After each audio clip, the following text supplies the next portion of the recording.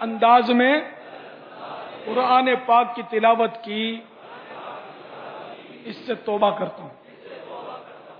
صلو علی الحبیب صلی اللہ تعالی علی محمد۔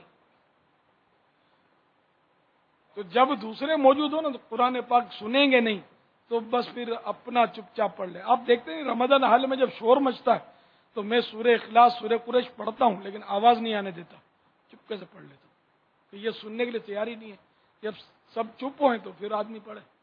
سورہ اخلاص پڑھی، قل هو اللہ شریف ہے تو یہ بھی تلاوت نا۔ اور یہ طریقہ تو بالکل ہی غلط ہے۔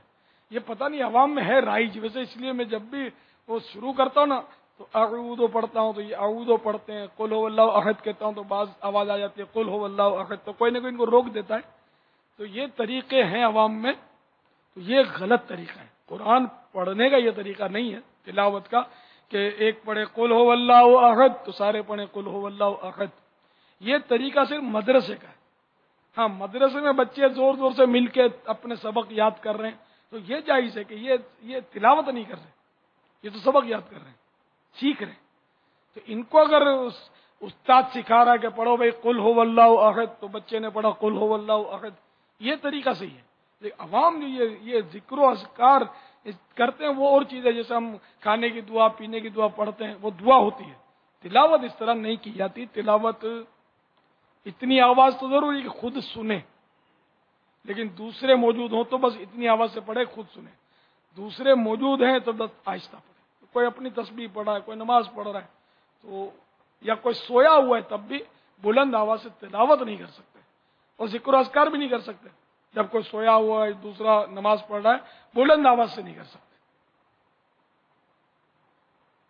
کہ جس سے اس کو تکلیف ہو، اتنی بلند آواز نہیں ہونی چاہیے۔ تو تلاوت کے مسائل بہت یعنی کہ پیچیدہ ہیں، بہت سخت ہیں۔ یعنی جتنے لوگ جیسے حاضر ہیں اور سننے کی غرض سے حاضر ہوئے ہیں اور اب تلاوت کی گئی، تو اب ان سب پر سننا فرض عین ہے۔ نہیں سنے گا، جو بھی نہیں سنے گا، اچھا سننا بھی کس طرح؟ کان لگا کر، یعنی توجہ کے ساتھ سننا فرض عین۔ تو وہ کہاں سنتے ہیں؟